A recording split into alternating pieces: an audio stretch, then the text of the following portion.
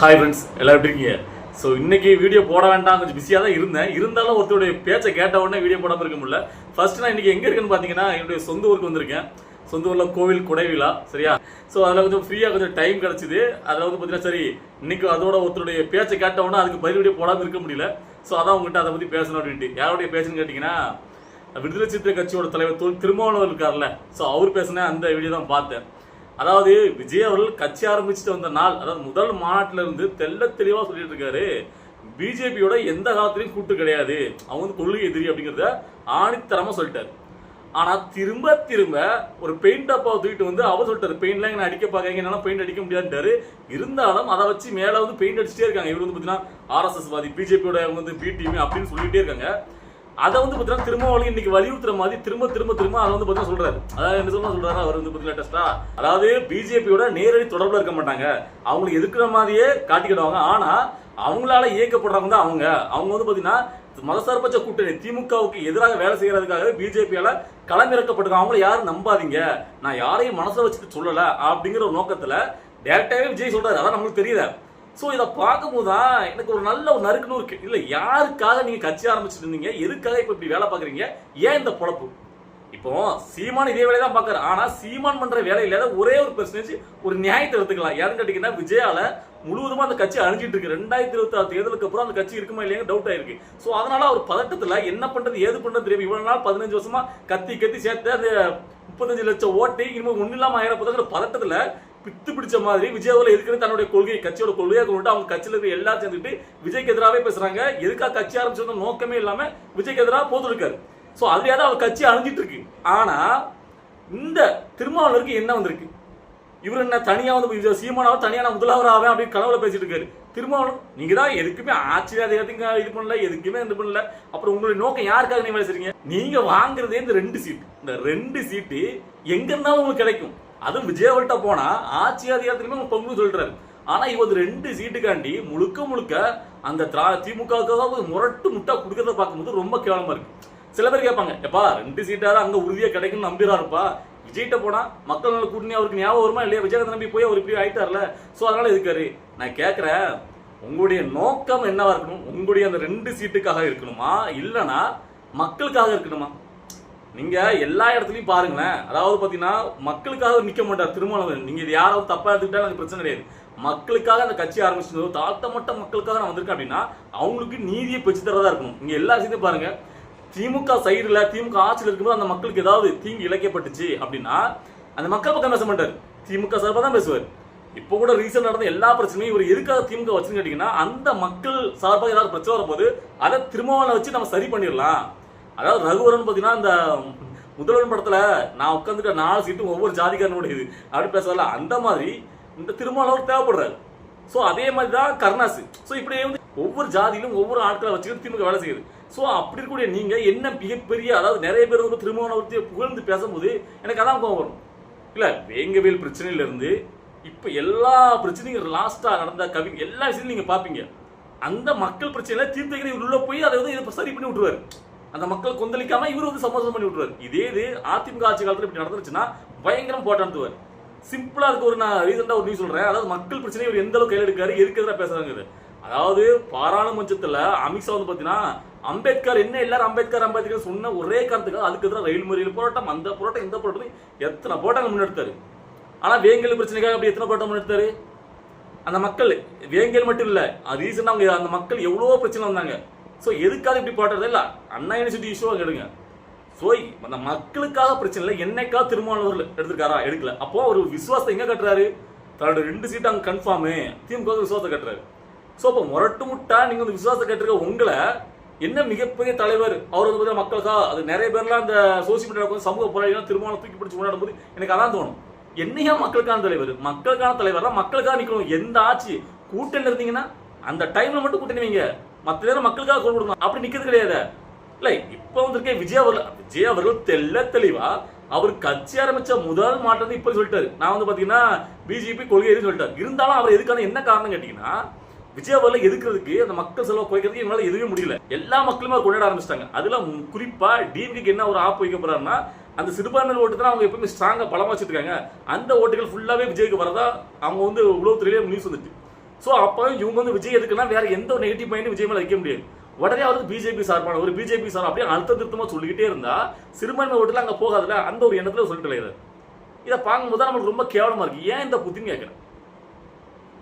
இல்ல நீங்க உண்மையிலே மக்களுக்காக இருந்தீங்கன்னா மக்களுக்காக கொடுக்கணும். இல்ல திமுகவை காப்பாத்துறதே உங்களுக்கு என்ன அவ்வளவுக்குள்ள முக்கியத்துவம் கேட்கிறேன். எனக்கு அப்பவே தெரியும் இவர் வந்து விஜய்க்கு எதிராக பேசுவாரு. ஏன்னா கேட்டீங்கன்னா அந்த அங்கிள்னு சொல்லி 6 மாசம் ஆக போகுது. சும்மா சொல்றேன், இவ்வளவு நாள் ஆகி குளிர்காத திருமணம் ஏன் பொத்துட்டே இருக்காரு, ஏதாவது வருவாரான்னு இன்னைக்கு வந்துட்டு. ஆனா இதுல எனக்கு என்ன ஒரு பேசணும் உண்மையில அப்படின்னு நினைக்கிறேன் கேட்டீங்கன்னா, தமிழக வெற்றி கழகத்துல இருந்து இன்னும் யாருமே முழுவதுமா சீமான போட்டு பொழக்கிற அளவுக்கு, அதாவது தளபதியோட தொண்டர்கள் டார்கெட் பண்ணல திருமாவளவர்கள். திருமாவளவன் இன்னுமே ஒரு மானாவாரி ஒரு மரியாதை அவர் மேல வச்சிருக்காங்க. ஏதோ ஒரு வயசுல பெரியவர் கொஞ்சம் நேரம் அப்படின்னு வச்சிருக்காங்க நினைக்கிறேன். அதனால பாத்தீங்கன்னா அவருக்கு இருந்தாலும் அந்த மதிப்பை திருமாவளவன் காப்பாத்துற மாதிரி தெரியல. எங்க போனாலும் விஜய்க்கு எதிராகவே. அப்போ இதுல வந்து நீங்க ஒண்ணு தெரிஞ்சுக்கணும், விஜய் அவர்கள் பெரிய ஆள் கிடையாது. ஸோ அவர்லாம் ஒரு அரசியல் சினிமா நடிக்காரு, சினிமா நடிகர் கூட்டம் வரும், அவனால ஜெயிக்க முடியாது அப்படின்னு திருமாவளவன் சீமன மாதிரி பேசுறாரு. அப்படி எதுக்கு விஜய் அவர்கள் டார்கெட் பண்ணியே நீங்க அடிக்கீங்க? நீங்க நல்லா பாருங்க. அதாவது இப்ப அரசியல் யாருக்கு மதிப்பு இருக்கு அரசியல்ல? அதாவது இங்க எத்தனை கட்சிகள் எவ்வளவு வருஷமா நீங்க வந்து பாத்தீங்கன்னா அந்த கட்சி தீர்வு பிரச்சனை பேசிருப்பீங்க. என்னைக்காவது இலங்கையில இருந்து யாராவது அதை கண்டுகிட்டு திருப்பி ரிப்ளை பண்ணிருப்பாங்களா? விஜய் அவர்கள் ஒரே ஒரு நாள் ஒரு மாநாட்டை பேசின ஸ்பீச்சுக்கு இலங்கையில அமைச்சர்ல இருந்து அதிபர் வரைக்கும் இன்னைக்கு வந்து எங்க கட்சி கொடுக்க மாட்டோம் சொல்லி பொங்கிட்டு வரானுங்க. எதுக்கு? யாரை பார்த்து பயம்? யார் பேச்சுக்கு மரியாதை இருக்கு? இதை வந்து எல்லாரும் கவனிச்சிருக்கணும். அந்த விஜய்ங்கிற ஒத்த மனசன் ஒரு ஸ்பீச் தான் கொடுத்தாரு. அப்ப புரிஞ்சுக்கணும் இதுலயே, அதாவது யாருக்கு வந்து மக்கள் தலைவன், யாருக்கு வந்து செல்வாக்கு அதிகமா இருக்கு அப்படிங்கிறத. ஸோ உடனே இதெல்லாம் நினைச்சுதான் பார்த்தீங்கன்னா அந்த திமுகவுக்கு பயம். அதாவது பார்த்தீங்கன்னா இவ்வளோக்குள்ள மக்கள் செலவு நடந்துட்டே இருக்கு அப்படிங்கும்போது அவர் வந்து பார்த்தீங்கன்னா ஏதாவது பார்த்தீங்கன்னா நெகட்டிவ் கட்டமைக்க முடியாது. என்ன முடியும்? எதுவுமே சொல்ல முடியாது அவர் மேலே. என்ன நீ குறை சொல்லுவீங்க? சினிமாக்காரன் கூத்தாடிங்கிற ஒரு அதுக்கப்புறம் மிஞ்சி போனா அவர் பிஜேபி பி டீம் மதசார்பு அவங்க தான் இயக்குறாங்க. ஏதாவது சொல்றப்ப இல்ல ஒரு பெரிய மனுஷனா தான் நடந்துக்கணும்.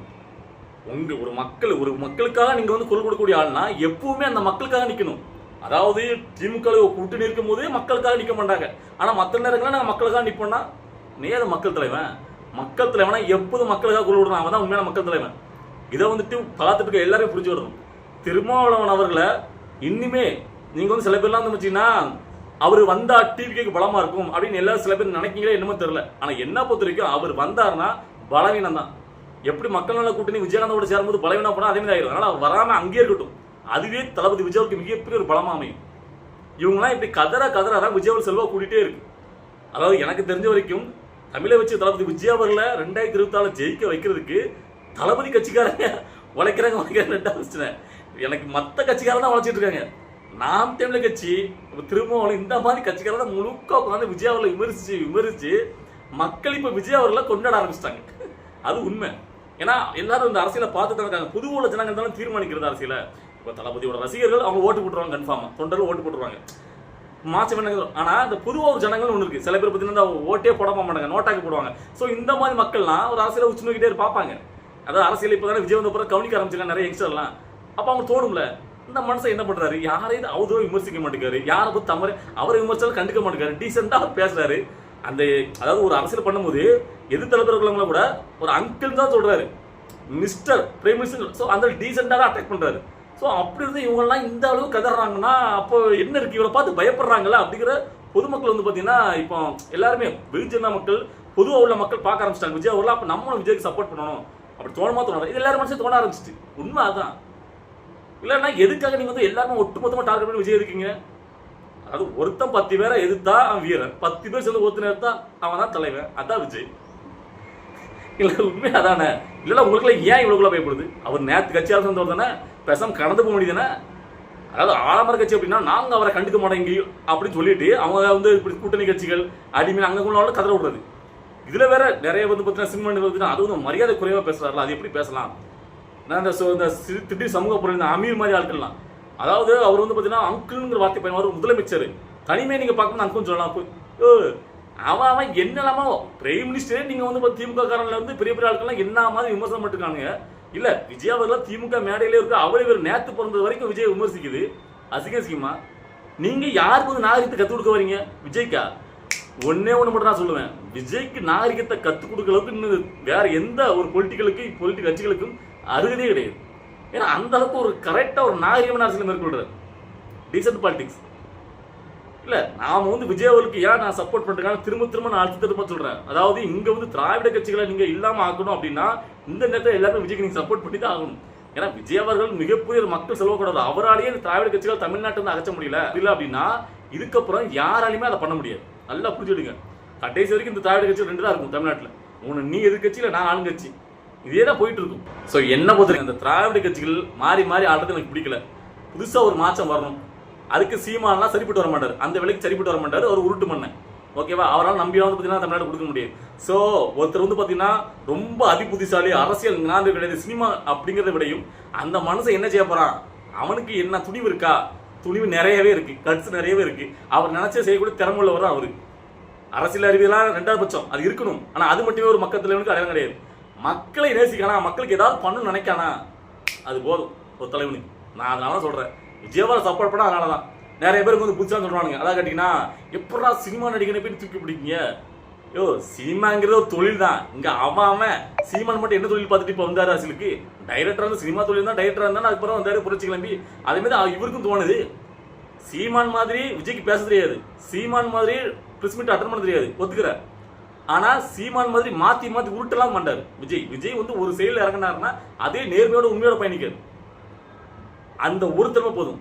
விஜய் நினைக்க சொல்லியிருப்பாரு, நல்லவனா கெட்டவனா பார்க்காத உண்மையானவனா பாரு, நான் அந்த உண்மையான மக்களுக்கு ஏதாவது பண்ணணும்னு நினைக்கங்காரு. அதுல என்ன தப்பு? ஒரு தமிழ் மகன், தமிழ்நாட்டில் பிறந்த மகன், அவர் சினிமாவில் வந்துட்டு ஒரு பக்க சொல்லுறதோட அவர் ஏதாவது பண்ணணும். அந்த மக்கள் அவருக்குன்னு இருக்கக்கூடிய அந்த லட்சக்கணக்கான படையை ஏதாவது அரசியல் ஈடுபடுத்த வராரு, அது என்ன தப்பு? அவர் பண்ற விஷயத்தை நீ குறை சொல்லு. இப்போ ஒரு பிரஸ் மீட் அட்டன் பண்ணாங்க, அவர் காலத்துக்கு அதெல்லாம் நீ விமர்சி, அதுக்கு பதிலடியாக நம்ம விமர்சனம் கொடுக்கலாம். அதை விட்டுட்டு அவர் எதை எடுத்தாலும் அவர் விமர்சிக்க, அது ரொம்ப மட்டமானது, கேவலமானது. திருமாவளவன் அவர்கள் திரும்ப திரும்ப அந்த 2 சீட்டுக்காண்டி இப்படி அங்கே வந்து பார்த்தீங்கன்னா மொட்டை முடி விஜய் எதுக்காரல? இதை பார்க்கும்போது உங்களுக்கு என்ன தோணுது? நீங்க நினைக்கீங்க? எனக்கு தெரிஞ்சு நிறைய தமிழ் மரங்கள் அவர் டார்கெட் பண்ண மாட்டீங்க. அதனால தான் அங்கே வந்து பார்த்தீங்கன்னா இன்னும் அவர் திரும்ப திரும்ப பேசிட்டு இருக்காரு. இன்னும் அப்படி இருக்கக்கூடாது, அரசியல் இறங்காச்சு, டார்கெட் பண்ணி அடிச்சு தான் ஆகணும், வேற வழி கிடையாது. சரி, இதை பார்க்கும்போது உங்களுக்கு என்ன தோணுது? நீங்க நினைக்கீங்க அப்படிங்கிறத உங்களுடைய கருத்துல கமெண்ட்ல பதிவு பண்ணுங்க. நான் ரிப்ளை பண்ண இருக்கேன்.